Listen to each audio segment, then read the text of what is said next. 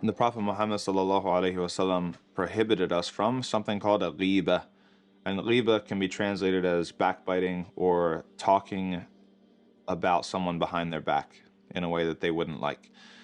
And the companions that were present at the time when he said this, they basically kind of had a comeback. They were like, well, what if what I say is true, right? So-and-so, he's lazy, or so-and-so, he, maybe he does something bad, maybe he drinks, maybe he steals. And the Prophet Muhammad ﷺ said, yeah, that's exactly what ghiba is. That's exactly what talking about someone behind their back is, to mention something that's true that they would not like to be mentioned. As for if you had made it up, then that would be something even worse. That would be slander, because now you're making up things that aren't even true. So this is part of a general command in Islam to guard each other's reputations and to guard each other's honor. We don't want other people to think poorly about other people. We want to emphasize the good. We want to bring the good into life, and that has really profound practical implications.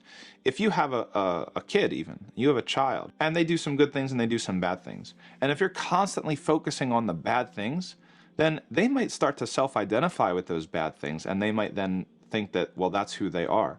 And so now they have to reassert that identity every single day that they come into class, go to school, or go home. If you emphasize the parts of them that are good, or the things that they're doing that are good, then that person might identify with those things. This happened recently in one of our young children here in the masjid who comes for Quran. I was so sad to hear that she's young and she had teachers that are teaching her Arabic and Tajweed and Quran, and they were telling her that she's not good at Arabic, and they were telling her, you're not good at Quran, and she only knows like Al-Fatiha and maybe Surah An-Nas and the little tiny chapters in the back. She can't be more than 7 or 8 years old. And I was so sad to hear that from her, right from her. And so we did Surah Al-Fatiha together, and we were doing Alladhina an'amta alayhim. She said Allazina, and I said, okay, let me teach you something. Here, there's a letter, it's called a the, and you pronounce it Alladhina and not Allazina.